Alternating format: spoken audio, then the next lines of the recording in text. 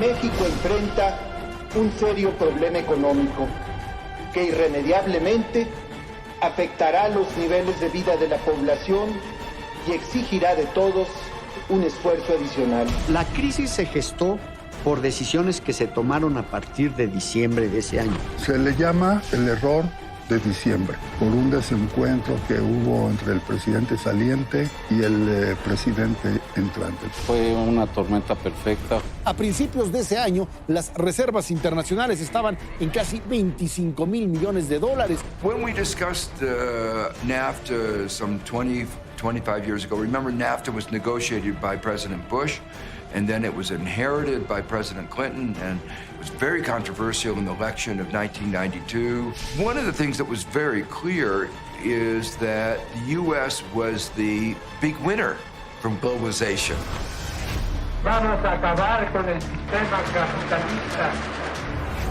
A las 7 de la mañana cumplí exactamente 100 días en mi carácter de secuestrado. Luis Donaldo Colosio sufrió un balazo que le disparó a corta distancia a un sujeto. El asesinato de nuestro compañero José Francisco Ruiz Massieu. En una situación de riesgo político, pues ¿qué es lo que quiere el inversionista? Irse del país. Por eso estuvieron las reservas drenándose en la forma como se estaban yendo. Hay un foro que ellos tuvieron por el mes de abril, después de la muerte de Colosio en los Estados Unidos, en donde se pusieron de acuerdo algunos de los grandes fondos de inversión para hacer retiros graduales de dinero de la economía mexicana. Entonces, el gobierno echó mano de otro instrumento. Los tesobonos tenían la ventaja de ofrecer una tasa atractiva de interés. Se trataba de una inversión en dólares y eso daba seguridad. Ese instrumento ayudó a frenar el problema durante algunos meses. Lo que ocurrió es que ya los inversionistas tenían enormes dudas de que esos pesos que les fueran a pagar cuando vendieran sus tesobonos se pudieran convertir en dólares. Estuvimos tomando de prestado. La deuda externa crecía, nosotros carecíamos de ahorro, estábamos comprando del exterior y así se acumulaba el déficit de cuenta corriente.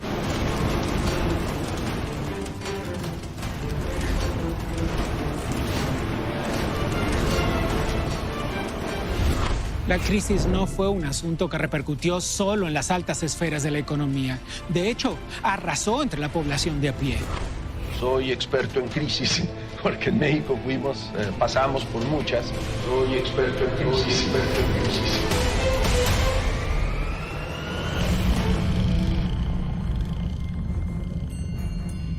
La apuesta había sido alta. El Tratado de Libre Comercio estaba insertando a México en el bloque comercial más importante del planeta.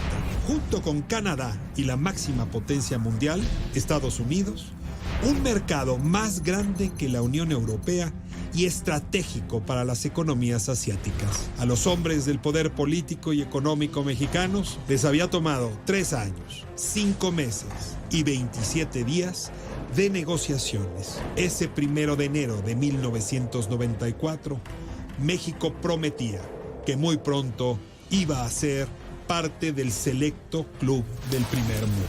When we discussed NAFTA some 25 years ago, remember NAFTA was negotiated by President Bush, and then it was inherited by President Clinton, and it was very controversial in the election of 1992. Ross Perot, who was one of the independent candidates, criticized it very strongly. One of the things that was very clear is that the U.S. was the big winner from globalization.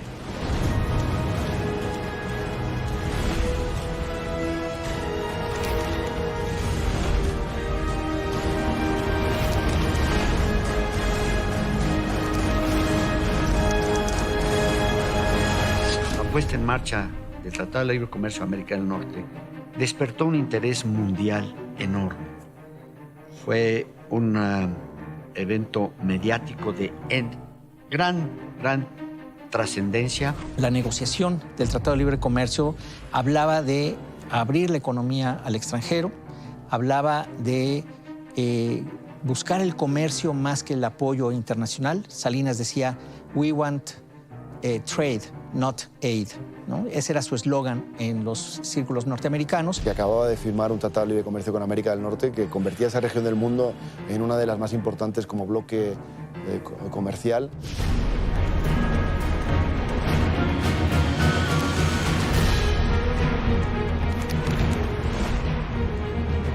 Tratado de Libre Comercio, de hecho, iba a entrar en vigor y eso generaba pues, grandes expectativas para nuestro país, lo cual implicó, pues, primero una entrada masiva de capitales hacia el país. De hecho, durante esos meses y años se registraron las mayores reservas internacionales de la historia.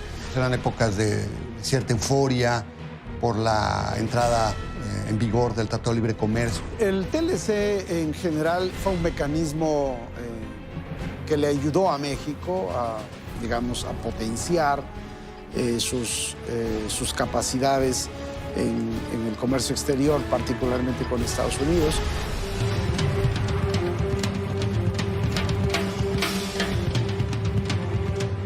Todo parecía estar en orden. El gasto social del gobierno crecía y se sentía más bienestar, había más dinero en las carteras. Las tiendas eran una locura de productos que poco antes nadie imaginaba. El mundo hablaba del milagro mexicano. ¿Demasiado bueno para ser cierto? En los últimos días de diciembre de 1993 nos fuimos pensando que estábamos en un país distinto, que se había modernizado económicamente, que el sector enorme estatal se había menguado de una manera drástica, había nuevos empresarios, ya no éramos anti-yanquis, éramos socios. Estados Unidos era nuestro socio comercial, nuestro socio cultural, y nosotros de ellos. Habían por primera vez en los supermercados una oferta, ahora sí que transnacional de productos. Estábamos, como hemos estado otras veces, a la puerta del primer mundo. Así nos vendían los voceros del gobierno. Se vivía esta situación en que se pensaba que realmente estábamos en las puertas de enorme prosperidad, de riqueza, etcétera, etcétera. Lo que sucedió es que no pasó. Las reformas impulsadas por el gobierno inspiraban la confianza de inversionistas, quienes veían a esta nación como la meca de las oportunidades. México se había preparado para reclamar un lugar en el mundo. El precio del dólar se mantuvo estable durante los primeros 5 años de la administración de Carlos Salinas de Gortari. La inflación bajó tan rápido que pasó de 51% en 1988 a solo 8% en 1993. El mercado de valores crecía como nunca lo había hecho. De 1988 a 93 multiplicó vertiginosamente su propio tamaño y volumen hasta hacerlo 12 veces más grande. Los números sorprendían al país y al planeta entero. ¿Por qué jugó un rol importante? Porque con el TLC se crearon una serie de instituciones que México no tenía con anterioridad, y el TLC viene a dar a México estas instituciones que le permiten al país digamos, salir de la crisis relativamente más rápido de lo que hubiera ocurrido. Nos fuimos de fiesta durante 2 años, mi queridísimo amigo, 3 casi, esperando que pudiéramos firmar el Tratado de Libre Comercio. En ese inter lo que hicieron fue, o lo que se decidió fue mantener un régimen de bandas cambiarias. La banda cambiaria es el sistema que usan los gobiernos para contener la devaluación del peso frente al dólar y el alza en las tasas de interés. Lo que hizo es contener la devaluación del tipo de cambio y mantener bajas las tasas de interés. Digamos que no nos fue tan mal en ese periodo, aunque la economía no creció, porque las tasas de interés en Estados Unidos estaban bajas. No teníamos suficiente ahorro para pagar lo que nos comíamos. Fue creciendo el balance de la cuenta, de la cuenta de exportaciones. Importábamos mucho más de lo que nosotros exportábamos. Y eso en cualquier país lo que hace es que tengas un desequilibrio en la cuenta comercial y en la cuenta corriente. ¿Cómo lo financiábamos? Con inversión extranjera. Y todo estaba bien.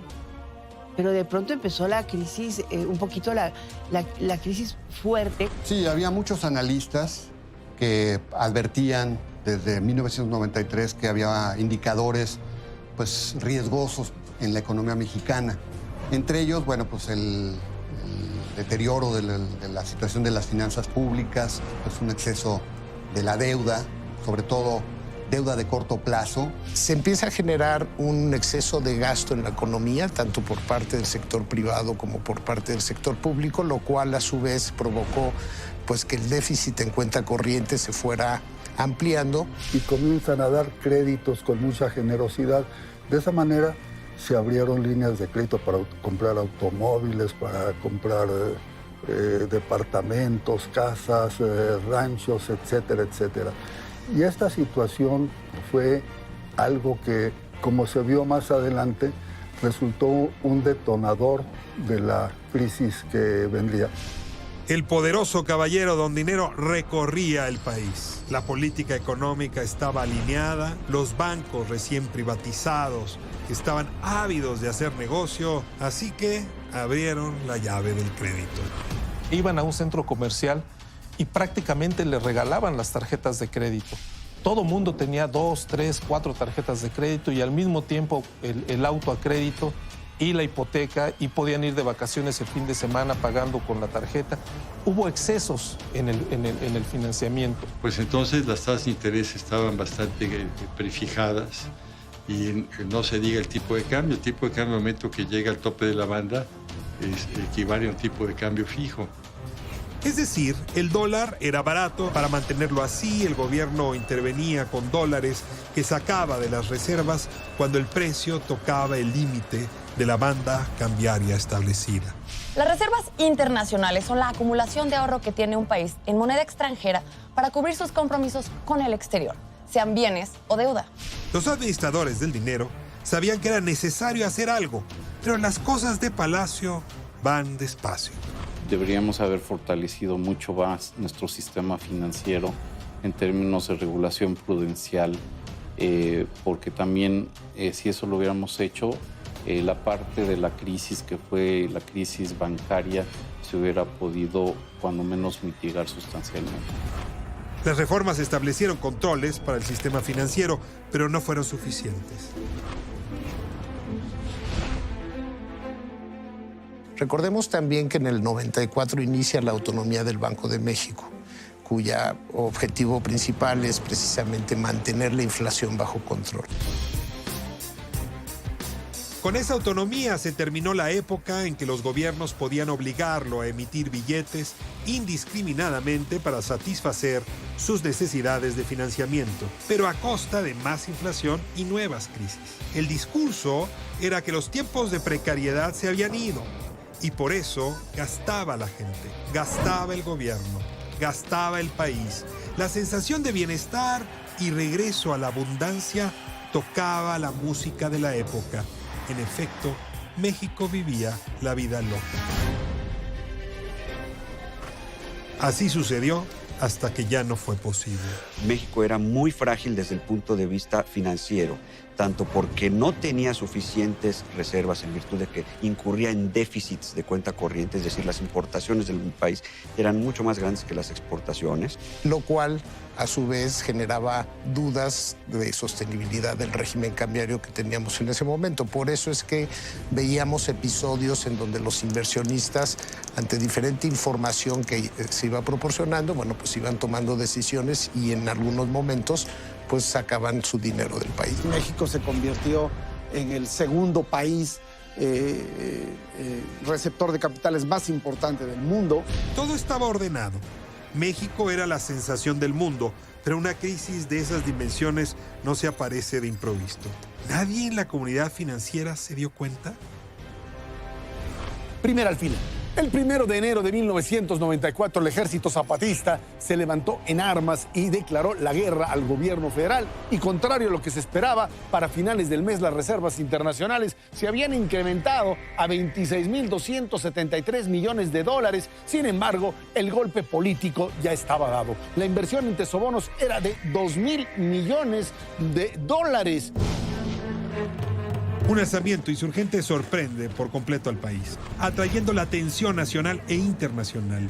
El Ejército Zapatista de Liberación Nacional, comandado por Rafael Sebastián Guillén, mejor conocido como el subcomandante Marcos, de pipa y pasamontañas, se levanta en armas con 2.000 indígenas en uno de los estados más pobres del país, Chiapas.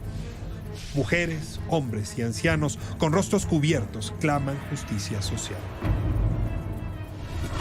Y establece la proclama de luchar contra el gobierno del entonces presidente Carlos Salinas de Gortari.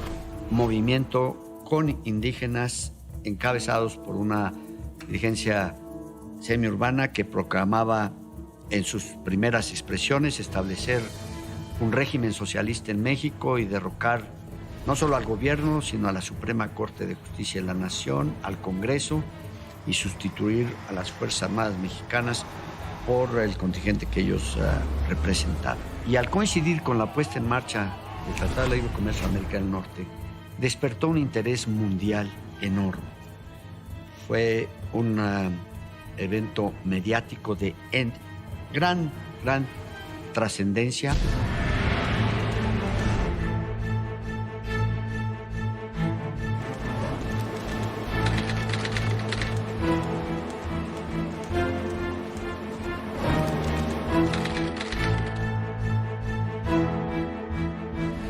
Con cada golpe nos drenaban reservas que no eran del resorte de las autoridades económicas. Es decir, ¿qué responsabilidad podía haber tenido la autoridad económica sobre la forma como empezó el año con la inquietud en Chiapas? Ahí no pasa nada macroeconómicamente hablando, curiosamente. Es decir, nadie se la cree que el Ejército Zapatista tuviera la capacidad de poner algún peligro al gobierno mexicano.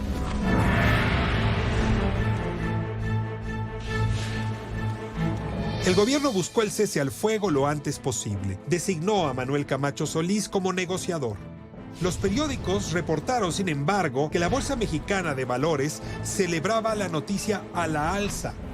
Aun cuando habían sido días en que la imagen de México era de violencia y ataques armados, las reservas internacionales no se vieron afectadas por la salida de capital. Incluso subieron ligeramente y el saldo de los tesobonos era razonable.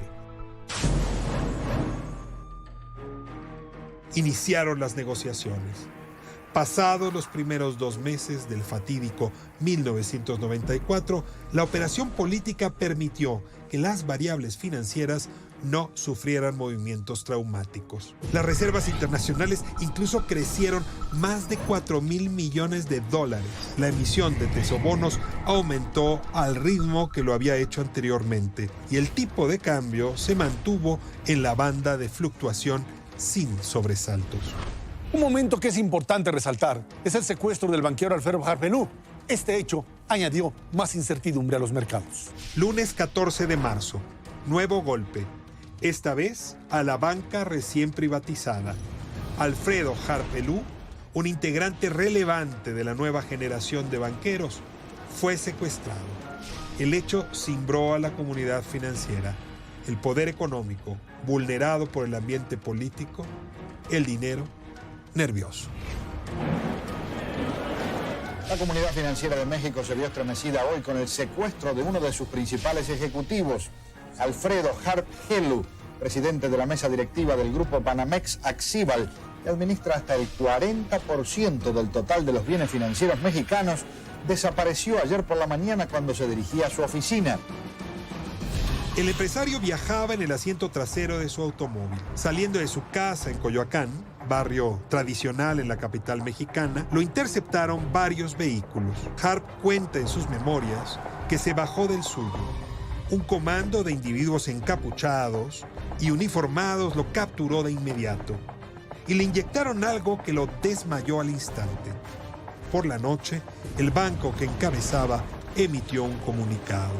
Este decía: por razones de seguridad y a efecto de garantizar la integridad física del señor Harp, no se dará mayor información hasta que no se haya esclarecido el paradero y la seguridad del presidente del grupo. Momentos de tensión que aumentaron 40 días después, cuando fue secuestrado en condiciones muy parecidas Ángel Lozada Moreno, vicepresidente de la cadena de tiendas Gigante y, como Harp, accionista de Banamex. El tema de los secuestros a nadie le gustan, y sobre todo cuando se sabe que son ejecutados por grupos de profesionales, y sobre todo con un personaje como don Alfredo Harp, pues, que era una persona muy conocida y era uno de los principales accionistas de Banamex, ¿no? Entonces, por supuesto que eso también trajo como consecuencia pues enorme incertidumbre. En las variables, ese día ya se apreciaba el primer síntoma de lo que se avecina. Los tesobonos, deuda denominada en dólares, continuaban creciendo, pero las reservas internacionales no. De hecho, iniciaron una racha a la baja que ya no se detendría. Al día siguiente, Carlos Salinas de Gortari recibió al gremio de los banqueros. Era importante el control de daños, evitar el nerviosismo en el mercado de capitales. Segundo alfiler. La situación se fue tornando difícil y fue cuando el asesinato del candidato presidencial Luis Donaldo Colosio el 23 de marzo, después de alcanzar un máximo de casi 30,000 millones de dólares, las reservas cayeron a 24,649 millones de dólares.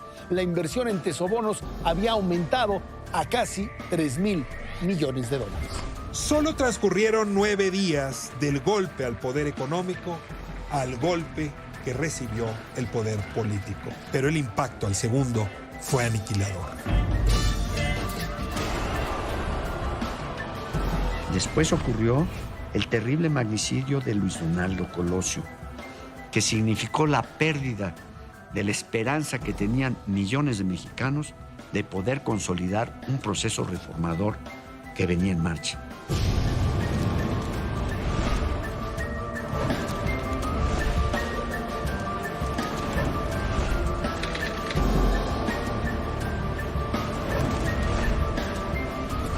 El asesinato de Luis Donaldo Colosio, que pues por supuesto generó una sensación o un escenario de inestabilidad política que tampoco ayuda a que la economía, muchas veces pendiente de esa estabilidad, pues fluya normalmente. Un hombre que pensó en las grandes reformas que nuestro país reclama en este fin de siglo. La reforma del poder para ampliar las libertades del ciudadano, para que todos pudiéramos convivir bajo el amparo de la ley. Esa es la certidumbre de la que hablaba Luis Donaldo. Lo dijo muchas veces. Quería ser presidente, pero quería hacerlo con el voto convencido de los mexicanos, con elecciones ejemplares de las que nuestros hijos pudieran estar orgullosos. Ese era su compromiso democrático y lo predicó con el ejemplo. El país estaba convulso. El presidente Carlos Salinas de Gortari decretó el siguiente día como de luto nacional. El mercado de valores no abrió y de paso así se evitó una caída estrepitosa. El Procurador General de la República, Diego Valadez, confirmó que el asesino fue Mario Aburto Martínez. Y en este desafortunado suceso que acontece en Tijuana y lo que vino después, todo dejó una situación de duda, de conspiración política, de quién estaba involucrado, de a quién beneficiaba, que al final de cuentas el gran beneficiado pues fue quien sustituyó a Colosio, vino a ser el presidente Zedillo. Crimen que ocasionó obviamente mucha incertidumbre en los mercados financieros y en lo que es el país, porque pues era el candidato del partido oficial y estábamos acostumbrados a que él prácticamente tendría que ser el presidente, ¿verdad? Entonces, pues sí, fue un asesinato que conmocionó de nueva cuenta a nuestro país.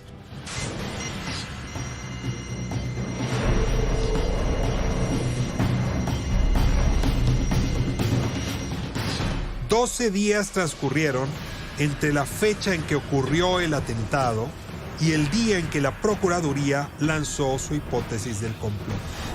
Durante ese periodo, las reservas internacionales se desplomaron, perdiendo más de 5,000 millones de dólares. Claro que pusimos atención a las horas posteriores a ese terrible acontecimiento, cuando se dio una fuga masiva de capitales y enfrentábamos el riesgo de un cataclismo económico, una macro devaluación. Muchos inversionistas más se refugiaron en los tesobonos.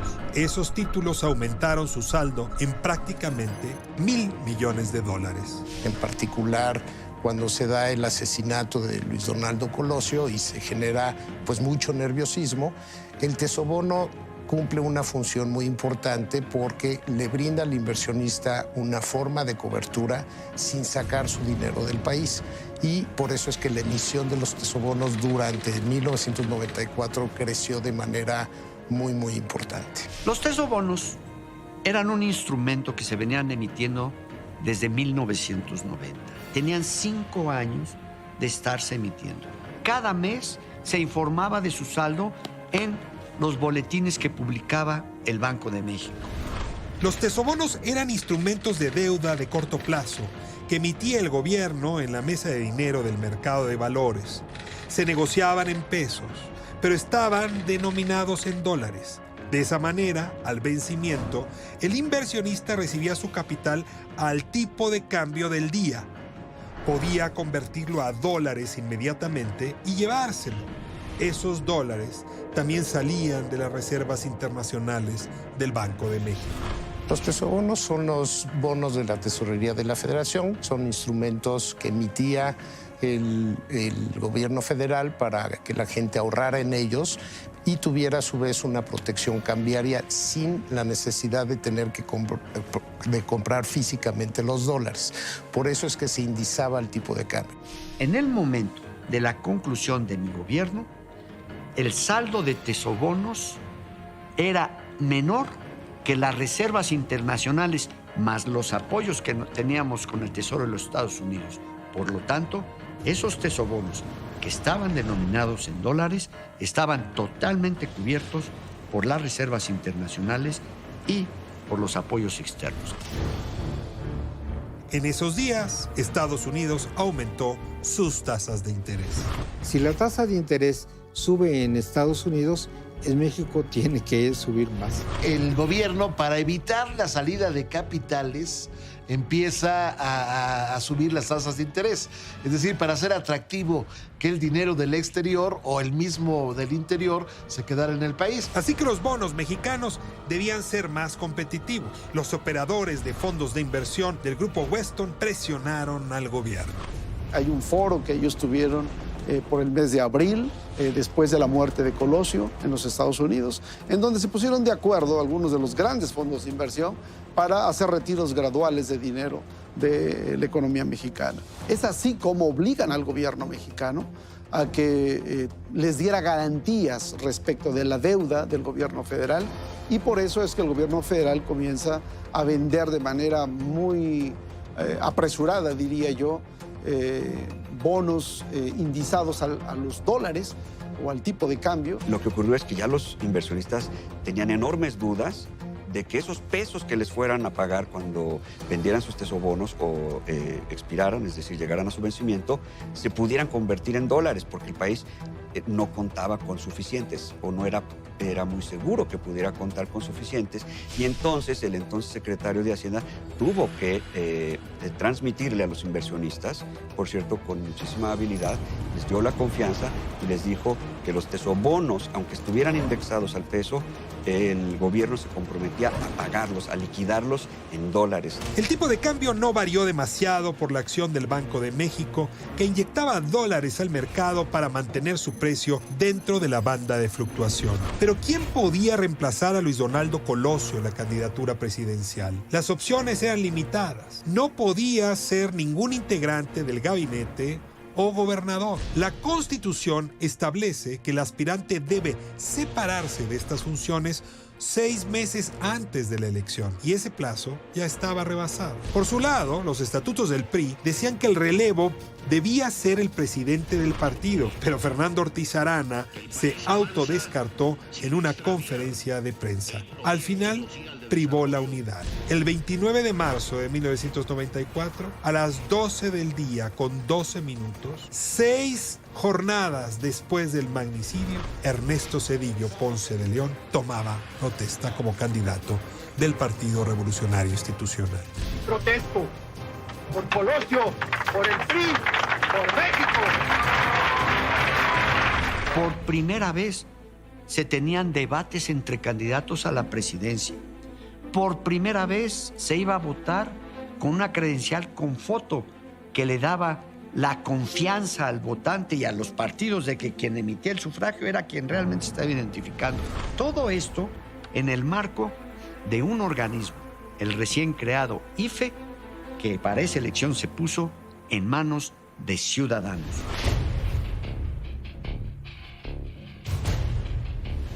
El 12 de mayo, histórico. El primer debate de candidatos presidenciales en México. Ernesto Zedillo, Cuauhtémoc Cárdenas y Diego Fernández de Ceballos eran vistos por 30 millones de televidentes. Después, un golpe más a las finanzas del país. Viernes 24 de junio, intempestivamente, el secretario de Gobernación, Jorge Carpizo, presentó su renuncia. 18 de julio.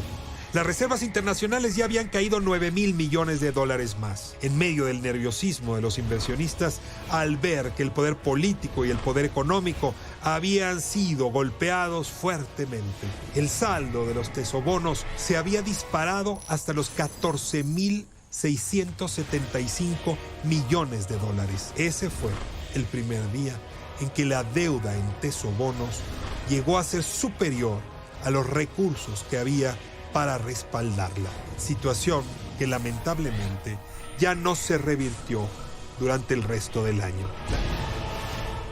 21 de agosto, Ernesto Zedillo obtiene 17,181,651 votos que representaron el 48,69% de los sufragios. Ventaja amplísima sobre Diego Fernández de Ceballos, que obtuvo el 25,92%, y aún más sobre Cuauhtémoc Cárdenas, que logró apenas el 16,59% de los votos.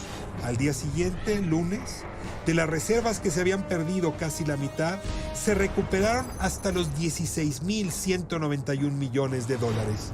Sin embargo, la deuda en tesobonos rebasaba este monto todavía por 2,700 millones de dólares. Tercera al final. La situación en el país se fue complicando.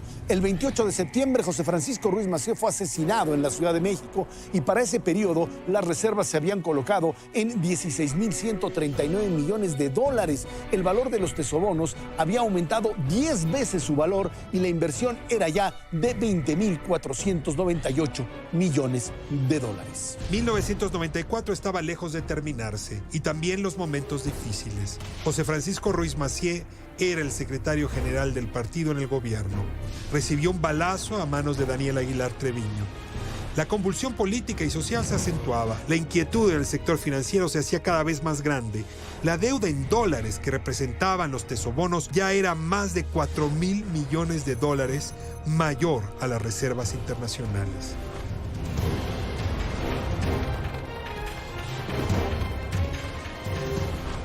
El asesinato del entonces líder del PRI, José Francisco Ruiz Massieu, quien era cuñado del entonces presidente Carlos Salinas de Gortari. Esto pues también generó un conflicto político, desconcierto, y de nuevo pues en el terreno financiero, aunque de una manera no tan espectacular como las anteriores, también generó una fuga de capitales.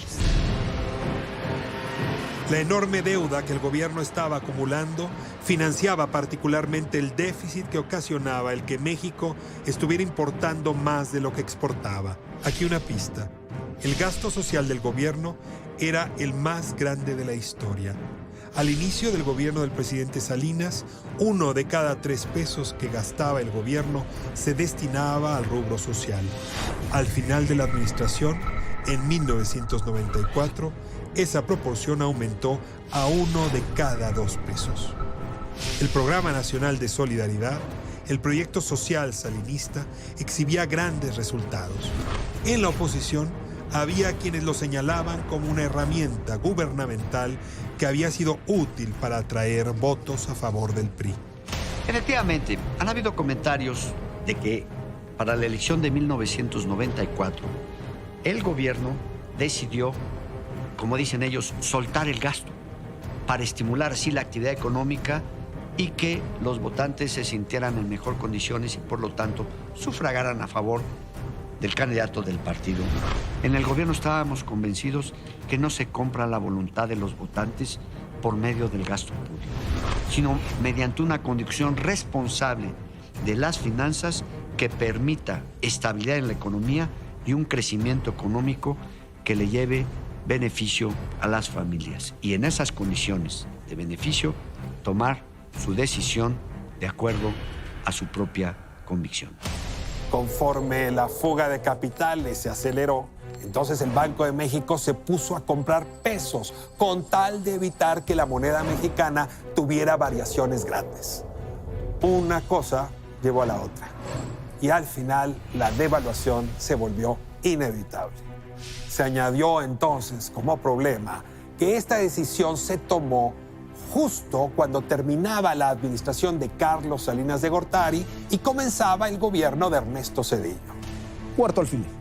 Un mes antes del término de la administración de Salinas, la fuga de capitales era difícil de negar. Las reservas internacionales descendieron hasta los 12.471 millones de dólares. En un mes se fugaron 4.771 millones de dólares. 20 de noviembre, reunión casi secreta. Para la economía era prácticamente un asunto de vida o muerte, así que la discreción tenía que ser absoluta. Tanto que no se realizaría en la residencia presidencial. El lugar, la biblioteca de la casa privada de Carlos Salinas de Gortari, al sur de la ciudad. Él mandó llamar a Pedro Aspe, su secretario de Hacienda, a Arsenio Farell, del Trabajo, y al gobernador del Banco de México, Miguel Mancera. El poder saliente invitó al entrante a poner las cartas sobre la mesa. Ernesto Zedillo llegó acompañado de sus colaboradores clave, Jaime Serrapuche y Luis Telles, y llevaba consigo un planteamiento arriesgado: devaluar el peso 15%. Este grupo de personas está en casa de Carlos Salinas y ahí se discute qué hacer ante la reducción grave de las reservas que había tenido lugar en las últimas 48 horas. Estamos hablando de 10 días antes de que termine el sexenio. En esa reunión, lo que se habla básicamente es lo siguiente: ¿quién va a hacer la devaluación? Se tenía que depreciar el tipo de cambio.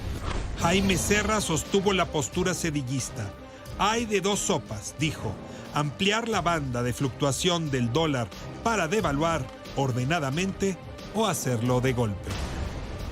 Y yo creo que una parte muy importante de por qué se pospuso esa decisión es porque la dinámica de toma de decisiones de política económica cambió. El ambiente se puso tenso. Del lado salinista, Farell y Mancera fueron tajantes. Ampliar la banda sin un plan estructurado era abrir la caja de Pandora. El tipo de cambio podría salirse de control por la reacción de pánico financiero en los mercados. Pedro Aspe fue todavía más radical. Si optaban por la devaluación, abandonaría su cargo de inmediato. Había hecho compromisos con directores de diversos fondos de inversión y de pensiones en Estados Unidos para que mantuvieran sus capitales en México a cambio de no tomar esa medida. Pero frente al alzamiento armado en Chiapas, el secuestro en el poder económico, los homicidios en el poder político y sus consecuencias, reconoció la situación y la definió con una frase lapidaria: la economía está sostenida por alfileres. Lo que se concluyó fue que para que tuviera credibilidad un cambio tan importante del régimen de flotación, se requería un programa económico consistente y creíble. Y esa credibilidad la daba un gobierno cuando se iniciaba. No la podía tener uno que solo le quedaban escasos 8 días de gestión. Se le llama el error de diciembre, por un desencuentro que hubo entre el presidente saliente y el presidente entrante. Al terminar, y así lo relato en mi libro, tuve una conversación con el presidente electo y le compartí la sugerencia del entonces secretario de Hacienda, Pedro Aspe, de permanecer unas cuantas semanas o un par de meses en la responsabilidad, en el nuevo gobierno, con su renuncia por delante, para poder conducir cualquier circunstancia o información que se requiriera. se rechazó esa posibilidad. Ernesto Zedillo dice que no. No, muchas gracias. Y entraría entonces Jaime Sierra.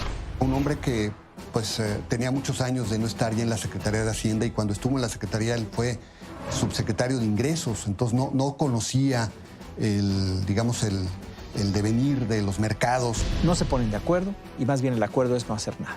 Y los empresarios estaban desesperados porque muchos de ellos iban a sufrir las consecuencias de una depreciación en sus propias empresas, en sus propios activos financieros. Esa reunión privada marcó la disputa política entre dos presidentes. Pasó el tiempo, cambió el gobierno y Pedro Aspe fue cuestionado por una periodista. De hecho, le preguntaron, la economía estaba puesta sobre alfileres, y entonces él dijo, pues sí, pero ¿para qué se los quitaron? Se refería a que pues, había que haber tenido un mejor manejo, un manejo más cuidadoso, pues de esa situación de pasivos de corto plazo tan delicados, y de la necesidad de tener pues interrelación con los compradores o con los tenedores de esos tesobonos para que pues al final de cuentas no se deshicieran de esas posiciones. Si hubiera ocurrido a principios de año, probablemente hubieran aguantado más, y quizá la devaluación que tuvimos tan drástica, de casi 3 veces el valor del peso, pues no se hubiera dado, ¿no? Entramos con el presidente Zedillo, se reúne la Comisión de Cambios cuando las reservas se estaban prácticamente pues, disipando, y la Comisión de Cambios, de la que era yo parte, resuelve flotar. Pero el presidente Zedillo pues, no estuvo de acuerdo. Al principio lo estuvo, pero un par de días después de la determinación de la comisión, un domingo, la comisión resuelve esto un viernes, y el domingo el presidente da marcha atrás y piensa que es mejor seguir con la banda, pero la amplía. Yo creo que la crisis que estalló en diciembre del 94 y se prolongó durante varios años más, pues es una muestra muy clara de cómo la conjunción de factores políticos con los económicos, con los financieros, con la situación internacional, pueden hacer pues realmente en términos financieros estallar un país. Fue una tormenta perfecta, fue la combinación de, pues sí, desarrollos políticos, desarrollos económicos y desarrollos internacionales. Unos factores fundamentales fue que la Reserva Federal subió muchísimo las tasas de interés. Los eventos políticos, estos que estamos narrando, provocaron la incertidumbre. Y entonces los inversionistas decidieron llevarse parte de su dinero a otros lugares. Para frenar esa salida de capitales, México optó primero por elevar las tasas de interés. Se tenía esperanza de que una mejor ganancia para el capital convencería a los inversionistas de no irse fuera del país. Pero la estrategia no funcionó. Los certificados de la tesorería, los famosos CETES, implicaban una inversión en pesos y los mercados ya estaban calculando una posible devaluación del peso. En solo 9 meses, un grupo armado le declaró la guerra al Estado mexicano. Fue secuestrado el principal banquero del país, Harpe Lu. La nación entera vio caer asesinado a Luis Donaldo Colosio, candidato presidencial del partido en el gobierno. Y en medio de esta turbulencia, el responsable de la política interior, Jorge Carpizo, abdicó a su cargo. Además, se vivió un proceso electoral en un ambiente convulso y enrarecido. Pasados los comicios, la nación fue testigo, además, del homicidio del secretario general del PRI, José Francisco Ruiz Massieu, y todo esto en tan poco tiempo. Y la tormenta no cedía, y encima el poder entrante y el poder saliente se confrontaban. Lo peor para la economía mexicana apenas estaba por llegar.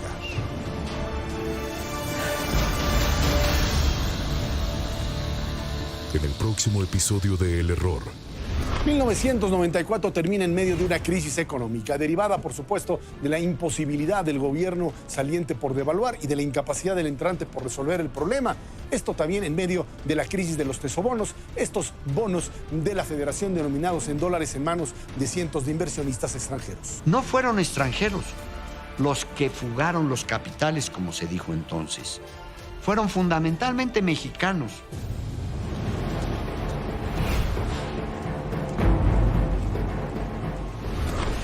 La información se filtró. Hubo falta de secrecía. Los personajes que concurrieron a esas reuniones salieron a comprar dólares. Los alfileres ya estaban más que descosidos. No había posibilidad de que no hubiera una devaluación y una crisis como la que vino. El presidente Zedillo comete el error de no depreciar el tipo de cambio en ese momento. Incluso la respuesta del presidente Zedillo fue a través de Luis Telles, que fue su jefe de asesores, fue que el presidente estaba descansando y que no podía ser molestado. Ese fue el error de diciembre. Transitar de un modelo de banda cambiaria a otro de libre flotación en el precio de la moneda, sin que los nuevos operadores políticos tuvieran la experiencia interna y sobre todo la confianza exterior para realizar una operación tan complicada. Solamente el 21 de diciembre intervenimos 4.500 millones de dólares. Estás hablando de aproximadamente el 44% de las reservas internacionales que tenía el país. The United States has a lot at stake in Mexico. De 1995 al 2000, 1.209.000 mexicanos emigraron solo a Estados Unidos. El error. Ficción, miedo, debacle.